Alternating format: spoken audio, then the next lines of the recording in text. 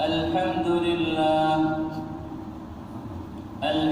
لله نحمده ونستعينه ونستغفره ونؤمن به ونتوكل عليه ونعوذ بالله من شرور أنفسنا ومن سيئات أعمالنا من يهده الله فلا مضل له ومن يضلله فلا هادي له وأشهد أن لا إله إلا الله وحده لا شريك له وأشهد أن سيدنا وحبيبنا وحبيب ربنا وشفيعنا وسندنا ومولانا محمدا عبده ورسوله أرسله الله تعالى بالحق إلى الناس كافة بشيرا ونذيرا وداعيا إلى الله بإذنه وسراجا منيرا أما بعد فأعوذ بالله من الشيطان الرجيم بسم الله الرحمن الرحيم وإذ بوأنا لإبراهيم مكان البيت ألا تشرك بي شيئا وطهر بيتي للطائفين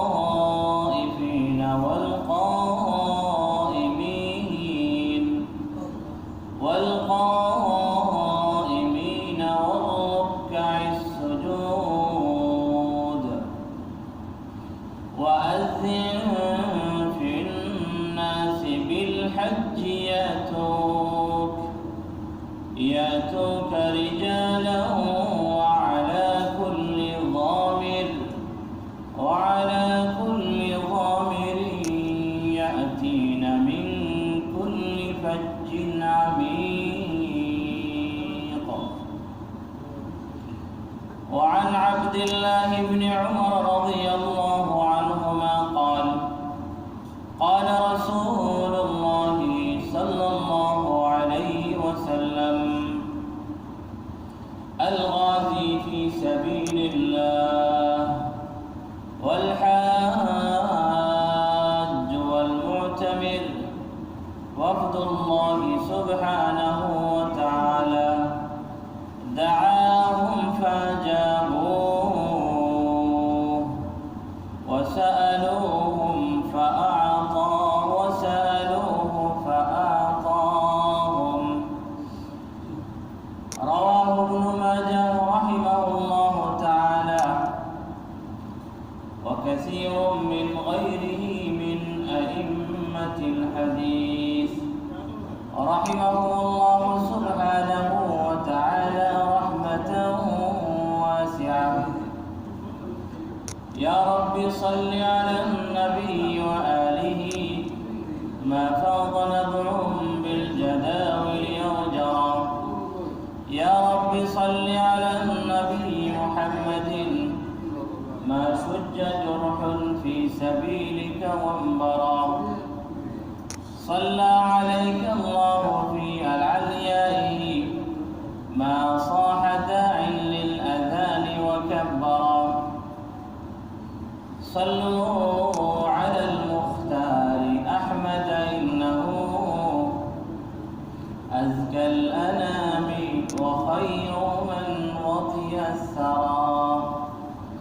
بارك الله لي ولكم في القرآن العظيم ونفعني الحكيم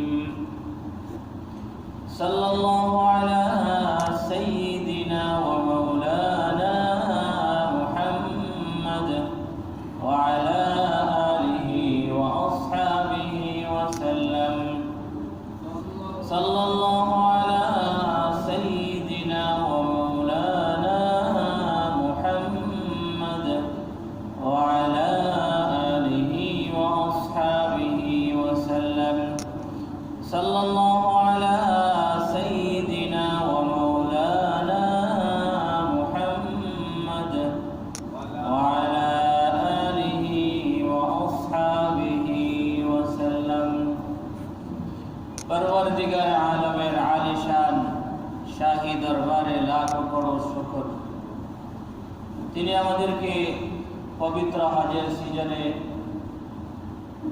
জিলকায়দা মাসের জিলকদ মাসের দ্বিতীয় জুমাবারে তার পবিত্র ঘর মসজিদে আসার সালাতুল জুমার উদ্দেশ্যে আসার এবং সালাতুল জুমার অপেক্ষায় অপেক্ষমান হয়ে বসে থাকার তৌফিক দান করেছেন। সেজন্য আমরা সবাই বলি আলহামদুলিল্লাহ। অনেক অনেক দিন আগের কথা, হযরত ইব্রাহিম আলাইহিস সালামের কথা। ইব্রাহিম আলা নবিয়িনা ওয়া আলাইহিস সালাতু ওয়াস সালামকে আল্লাহ সুবহানাহু ওয়া তাআলা হুকুম করলেন কাবা শরীফের পুনর্নির্মাণ করার জন্য। কাবা শরীফ তো অনেক আগ থেকেই ছিল। হযরত আদম আলাইহিস সালামের যুগে, এমনকি তার আগেও ছিল, ফেরেশতারা কাবা শরীফের নির্মাণ করেছিলেন। অথবা ওই কাবা শরীফে আর কিছু কাজ করেছিলেন হযরত আদম আলা নবিয়িনা ওয়া আলাইহিস সালাতু ওয়াস সালাম, আমাদের আদি পিতা আদম আলাইহিস সালাম।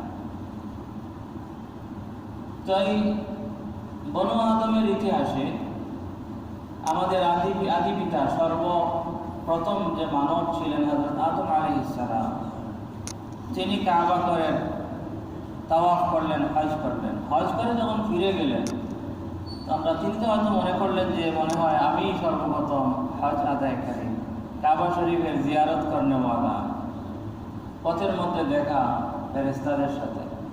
ফেরেশতারা জিজ্ঞাসা করলেন যে আদম, আপনি কোথায় থেকে আসছেন?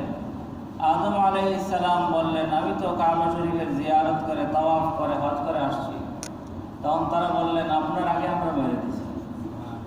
আমরা আপনার আগে, আপনি আগে না, বরং আমরা আগে করে ফেলেছি। তো ওই অনেক আগ থেকে হজ চলে আসছে।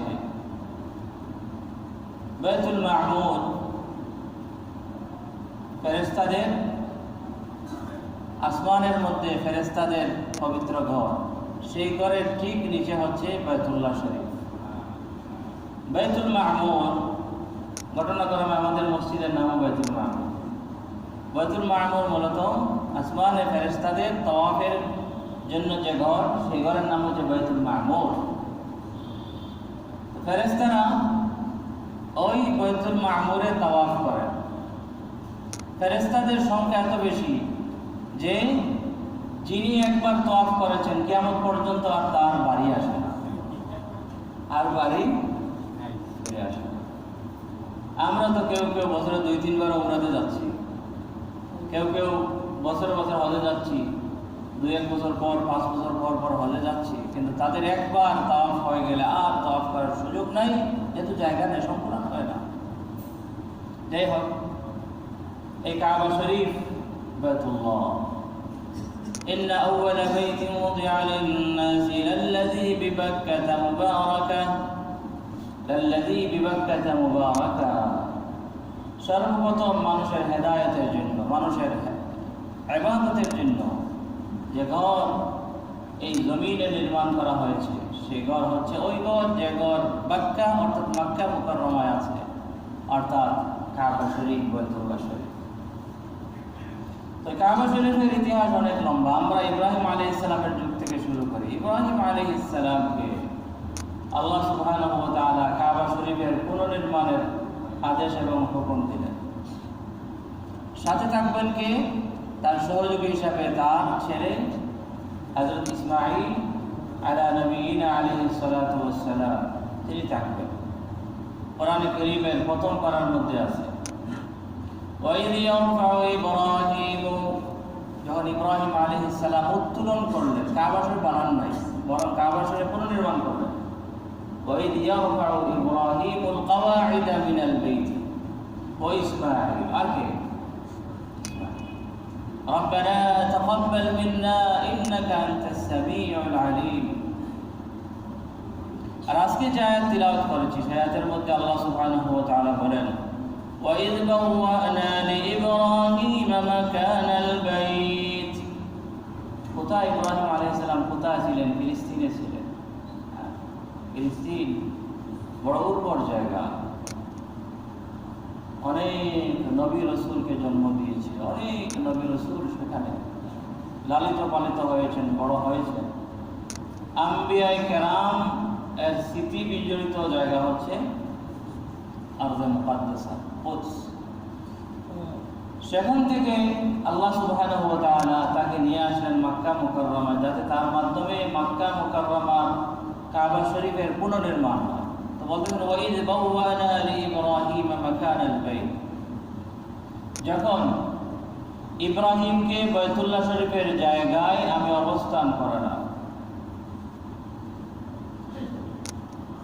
সেই সময় আমি অর্ডার দিলাম কয়েকটা। এক নম্বর হচ্ছে আল্লাহ তুশরিক বি শাইআ, তুমি আমার সাথে কোনো কিছুকে অংশীদার নিযুক্ত করতে পারবে না।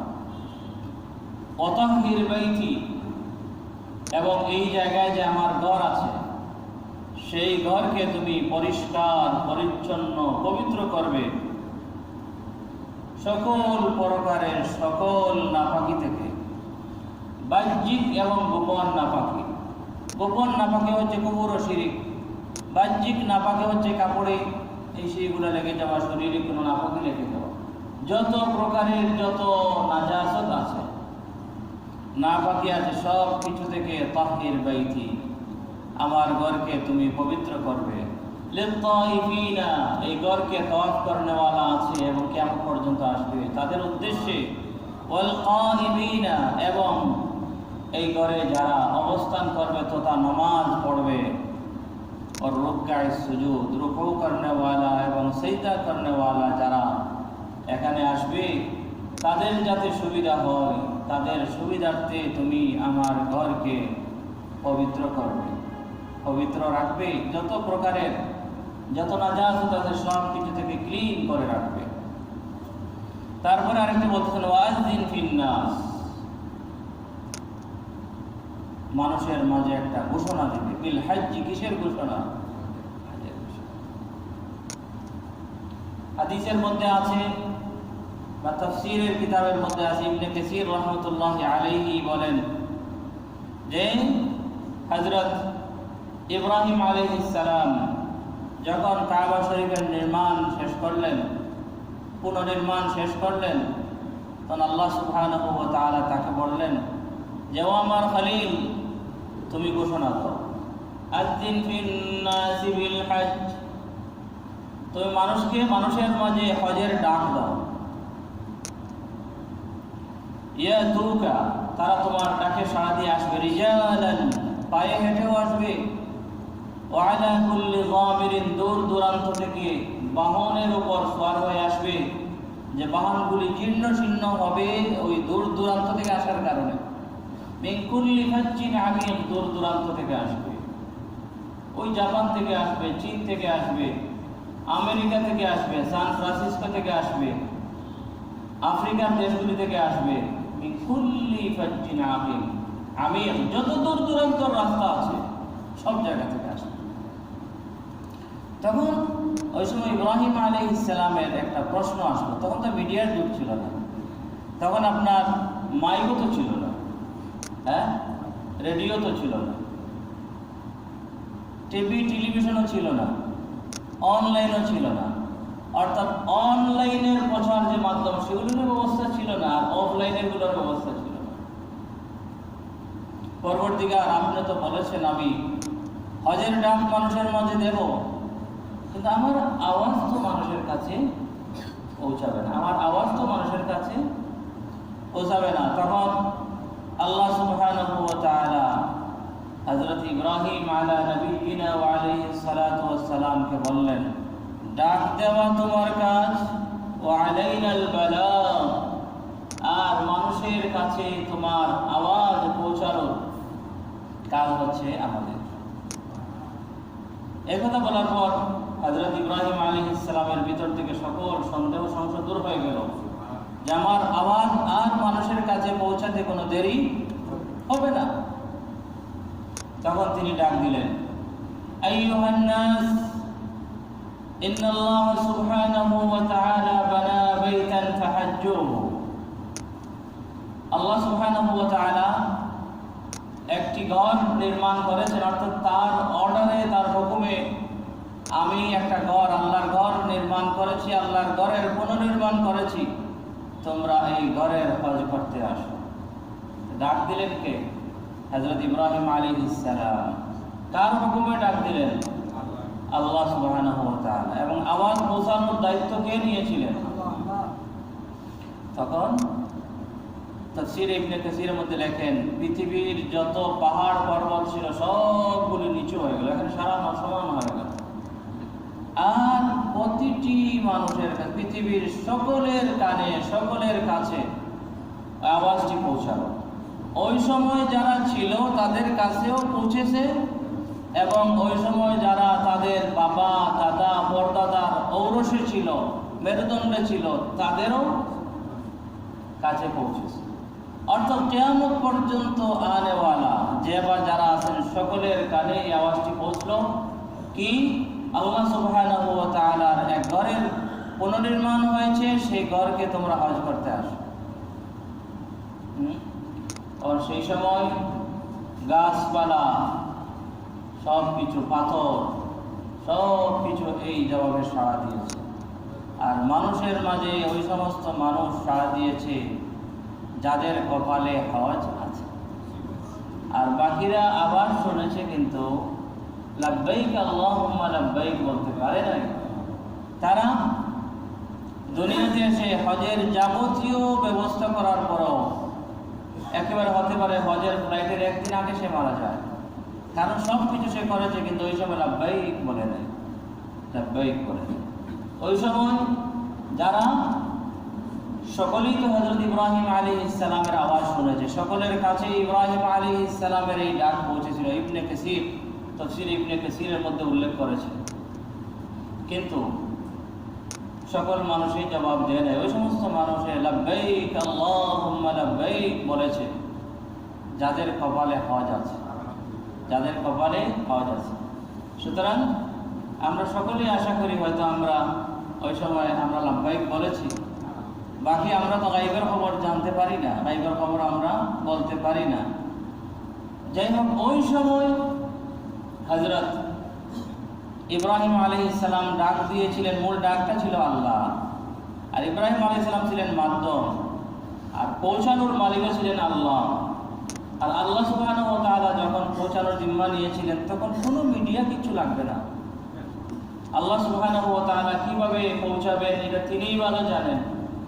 মিডিয়া টিডিয়া এগুলো যেগুলো তো একটা মানুষের তৈরি মাধ্যম, এগুলোর মাধ্যমে যদি আমেরিকার আওয়াজ সাথে সাথে জাপান পর্যন্ত পৌঁছাতে পারে, আল্লাহ সুবহানাহু ওয়া তাআলা কাদিরে মতলব, তিনি তো এর চাইতে আরো কত মানসম্মতভাবে, আরো কত দ্রুতভাবে তিনি আওয়াজ, ইব্রাহিম আলাইহিস সালামের আওয়াজটা মানুষের কাছে, সারা পৃথিবীর মানুষের কাছে, যারা আছে তাদের কাছেও, এবং যারা এখনো আসে নাই কিয়ামত পর্যন্ত আসবে তাদের কাছেও পৌঁছানোটা আল্লাহ পাকের কাছে কোনো ব্যাপারই না। ওই সময় যারা লাব্বাইক আল্লাহুম্মা লাব্বাইক বলেছে, এখনো তারা লাব্বাইক আল্লাহুম্মা লাব্বাইক বলে কাবা শরীফের দিকে তারা যায়। আর ওই সময় যারা লাব্বাইক আল্লাহুম্মা লাব্বাইক বলে নাই, তারা শত হাজার চেষ্টা করলে কোনো না কোনোভাবে সে বাধাগ্রস্ত হয়ে যাবে, কোনো না কোনোভাবেই সে বাধাগ্রস্ত হবে। আল্লাহ সুবহানাহু ওয়া তাআলার কাছে আমাদের সকলের এই তামান্না যে আল্লাহ সুবহানাহু ওয়া তাআলা আমাদের সকলকে যেন হজ এবং উমরা করার তৌফিক দান করে। যেহেতু মূল ডাক ছিল আল্লাহ আর ইব্রাহিম আলাইহিস সালাম মাধ্যম ছিলেন, সেজন্য আজকে শুরুতে যে হাদিসটি পড়েছি ইবনে উমর রাদিয়াল্লাহু তাআলা আনহুমার হাদিস, ইবনে উমর রাদিয়াল্লাহু তাআলা আনহুমা থেকে বর্ণিত যে রাসূলুল্লাহ সাল্লাল্লাহু আলাইহি ওয়াসাল্লাম বলেছেন, الغازي في سبيل الله والحاج والمعتمر وفد الله আল্লাহর রাস্তায় যারা জিহাদ করতে বের হয় তারা, আর যারা হজ করতে বের হয় তারা, আর যারা উমরা করতে বের হয় তারা, এই তিন প্রকারের ব্যক্তিরা হচ্ছেন আল্লাহর মেহমান। আল্লাহর পক্ষ থেকে দাওয়াত পাওয়া বিশেষ মেহমান। হাদিসের মধ্যে নবীজি সাল্লাল্লাহু আলাইহি ওয়াসাল্লাম বলেন, দাআহুম ফাজাবু। আল্লাহ সুবহানাহু ওয়া তাআলা তাদেরকে দাওয়াত করেছিলেন আর তারা দাওয়াত গ্রহণ করেছে। আল্লাহ সুবহানাহু ওয়া তাআলা তাকে ডাকছিলেন আর তার ডাকে তারা সাড়া দিয়েছে। এরপর যাওয়ার পর কি হয়েছে? ফাসআলুহু ফাআতাহুম। দেশ থেকে মেহমান হয়ে গেছে আল্লাহর ঘরের মেহমান হয়ে। সেখানে যাওয়ার পর মেজবানের কাছে মেহমান গেলে মেহমানদারি করে না, বলছেন ফাসআলুহু। সেখানে গিয়ে তারা আল্লাহর কাছে যা চাওয়ার চাইছে ফাআতাহুম, আল্লাহ পাক তাদেরকে তা দিয়েছে। সুতরাং এই যে হযরত ইব্রাহিম আলাইহিস সালামের মাধ্যমে আল্লাহ সুবহানাহু ওয়া তাআলা হজের যে ডাক দিলেন, সেই ডাকের সাড়া দিয়ে কিয়ামত পর্যন্ত যে সমস্ত হাজিরা হজ করতে যাবেন, উমরা করতে যাবেন, তারা হচ্ছেন আল্লাহর বিশেষ মেহমান। সাধারণ মেহমানরা বিশেষ মেহমান। আল্লাহর দাওয়াত পাইয়া তারা গেছে। সেখানে যাওয়ার পর তারা আল্লাহ সুবহানাহু ওয়া তাআলার কাছে চাইছে এবং যা চাইছে আল্লাহ সুবহানাহু ওয়া তাআলা তাদেরকে দান করেছেন। আরেকটি হাদিসের মধ্যে আসছে, আল্লাহর হাবিব সাল্লাল্লাহু আলাইহি ওয়াসাল্লাম বলেন, হযরত আবু হুরায়রা রাদিয়াল্লাহু তাআলা আনহুর হাদিস, ইমাম আবু নুআইম রাহমাতুল্লাহি আলাইহি রওয়ায়াত করেছেন, সালাসাতুন ফি যামানিল্লাহ, সালাসাতুন ফি যামানিল্লাহ। তিন প্রকারের ব্যক্তিরা বিশেষভাবে আল্লাহর জিম্মায়, এরা জিম্মাদার, বিশেষ জিম্মাদার হচ্ছেন আল্লাহ। এরা আল্লাহর জিম্মাদারিতে তারা চলাফেরা করে। এক নম্বর হচ্ছে রাজুলুন খারাজা ইলা মসজিদিন মিনাল মাসাজিদ। আমরা সকলের মধ্যে আছি। প্রথম প্রকারের ব্যক্তি হচ্ছে ওই ব্যক্তি যে ব্যক্তি তার ঘর থেকে আল্লাহর কোনো মসজিদের দিকে বের হয়। মসজিদের দিকে বের হওয়ার পর থেকে ওই ব্যক্তি আল্লাহর জিম্মা। আল্লাহ মাফ করুক যদি সে রাস্তাঘাটে কোনো অ্যাক্সিডেন্ট করেও মারা যায়, কথার কথা বল, মরবে না তো ইনশাআল্লাহ, তাই সে শাহাদাতের দরজা পাবে। আল্লাহর জিম্মায় সে চলতেছে। তার চলাফেরাটা কিন্তু সাধারণ চলাফেরা নয়, আল্লাহর জিম্মা। সে বাঁচলেও সওয়াবের বিরাট বড় সওয়াব পাবে, আর যদি মারাও যায় তাহলে সে বিরাট বড় সওয়াবের ভাগী হবে। দুই নম্বর হচ্ছে ওয়ারাজুলুন খারাজা গাজিয়ান ফি সাবিলিল্লাহ। আল্লাহর রাস্তায় জিহাদ করতে যারা বের হয় তারাও আল্লাহর বিশেষ জিম্মা। আর তিন নম্বর হচ্ছে রাজুলুন খারাজা লিল হজ্জি, রাজুলুন খারাজা হাজ্জান, যে ব্যক্তি হজ করতে বের হয়। সুতরাং এই তিন প্রকারের ব্যক্তিরা আল্লাহর বিশেষ জিম্মায় থাকে। নামাজ পড়ার জন্য যে ব্যক্তি মসজিদের দিকে বের হয় সেও আল্লাহর জিম্মায়। আল্লাহর রাস্তায় জিহাদ করার জন্য যে বের হয় সেও আল্লাহর বিশেষ জিম্মায়। আর যে হজ করতে বের হয় সেও আল্লাহর বিশেষ জিম্মায় থাকে। সেজন্য আমরা যখন মসজিদের দিকে বের হব তখন আমাদের এরকম একটা বিষয় আমাদের ফিল করতে হবে যে আমি তো এখন সাধারণ না, আমি এখন আল্লাহর বিশেষ সিকিউরিটিতে আছি, বিশেষ জিম্মাদারিতে আছি। হ্যাঁ, এখন আমি বিশেষ এক অবস্থায় আছি। আমি আমার নামাজে আল্লাহর ঘর মসজিদের দিকে নামাজের উদ্দেশ্যে বের হওয়ার অবস্থায় আর আমার বাজারের দিকে বের হওয়ার অবস্থায় যাতে কিনা হয় সমান না হয়। অর্থাৎ মসজিদের দিকে যখন বের হবো আমরা তখন জিকিরে ফিকিরে একটা ভাব গাম্ভীর্যতা নিয়ে একটা সুকুন এবং শান্তি প্রশান্তির সাথে আমরা বের হব। কারণ আমি হচ্ছি ওই তিন প্রকারের এক ব্যক্তি যাদের উপরে আল্লাহর জিম্মাদারির বিশেষ চাদর আছে, বিশেষ শামিয়ানা আছে। আল্লাহর জিম্মাদারির এবং হেফাজতের বিশেষ শামিয়ানা আছে। আমার উপরে আল্লাহ সুবহানাহু ওয়া তাআলা জিম্মাদারির বিশেষ চাদর আছে। সুতরাং তিন প্রকারের ব্যক্তি, ওই যে বলছিলাম যে নামাজও কিন্তু আমরা আল্লাহর দাওয়াত পাই, ঠিক না? মসজিদ সাহেব আজান দিন মানিটা নামাজের ডাক। মসজিদ সাহেবের মুখ দিয়ে উচ্চারিত হয় ঠিকই, কিন্তু মূল ডাকটা কার? আল্লাহ সুবহানাহু ওয়া তাআলা। সুতরাং এটাও কিন্তু আল্লাহ সুবহানাহু ওয়া তাআলার দাওয়াত পাই আমরা আসি। সেজন্য এই মানুষ, এই নামাজি ব্যক্তি যখন মসজিদের দিকে বের হয় তখন ফি জিম্মাতিল্লাহ ফি যামানিল্লাহ, যারা জিহাদে বের হয় তারাও আল্লাহর ডাক পেয়ে বের হয়, সেজন্য তারাও আল্লাহর মেহমান। আর যারা হজ করতে বের হয় তাদের কথা তো কিছু আগে বলেছি, পরিষ্কার কোরআনে কারীমের মধ্যে আসছে, হযরত ইব্রাহিম আলাইহিস সালামের মাধ্যমে আল্লাহ সুবহানাহু ওয়া তাআলা ঘোষণা দিয়েছিলেন, এলান করেছিলেন, ডাক দিয়েছিলেন, আর হাজিরা সেই ডাকের জবাব সাড়া দিতে গিয়ে তারা বের হয়। সুতরাং আমরা যারা হজ করতে যাই আমরা আল্লাহর মেহমান হয়ে যাব ইনশাআল্লাহ। হজ করতে বের হওয়ার পর থেকে এরকম একটি বিষয় আমি আমার ভিতরে অনুভব করব যে আমি আল্লাহর মেহমান হয়ে যাচ্ছি। সেই জন্য ওই যে সৌদি হুকুমার পক্ষ থেকে, সৌদি সরকারের পক্ষ থেকে বিশ্বের যে সমস্ত মানুষকে বিশেষ মেহমান হিসেবে তারা হজ করায়, তাদের ওই তাবুতেও লেখা থাকে যুয়ুফুর রহমান, রহমান ও রহিম আল্লাহ পাকের মেহমান, যুয়ুফুর রহমান, যুয়ুফুর রহমান। এবং সকল হাজিদেরকেই তারা বলে, সকল হাজিরা হচ্ছে যুয়ুফুর রহমান। যুয়ুফুর রহমান মানে পরম করুণাময় আল্লাহ সুবহানাহু ওয়া তাআলার মেহমান। সুতরাং যারা হজ করতে যাব তারা আমরা এই বিষয়টি অন্তরে রাখবো যে আমি সাধারণ নই, আল্লাহর দাওয়াত আমি পেয়েছি। হ্যাঁ, আছে না কোনো সময় বিবাহ অনুষ্ঠানের মধ্যে কাউকে যদি কার্ড দেওয়া হয় বলে আমি এখানের দাওয়াতি মেহমান, আমি এখানের দাওয়াতি মেহমান, মানে সেন্টারে যাওয়ার সময় একটা সাহস থাকে যে আমি কিন্তু কোনো ওই রকম বাহিরের লোক না, আমি হচ্ছে দাওয়াতি মেহমান। তো যারা হজে যাবেন তারা আল্লাহর দাওয়াতি মেহমান হয়ে যাবেন। আল্লাহ সুবহানাহু ওয়া তাআলা আমাদের সকলকে সকল কাজ আল্লাহ সুবহানাহু ওয়া তাআলার উদ্দেশ্যে সন্তুষ্টি অর্জন করার লক্ষ্যে এবং সকল কাজকে রিয়া মুক্ত, লৌকিকতা মুক্ত করে একমাত্র আল্লাহ সুবহানাহু ওয়া তাআলা সন্তুষ্টি অর্জনের লক্ষ্যে করার তৌফিক দান করুন। ওয়া সাল্লাল্লাহু ওয়া সাল্লাম আলা সাইয়্যিদিনা মাওলানা মুহাম্মদ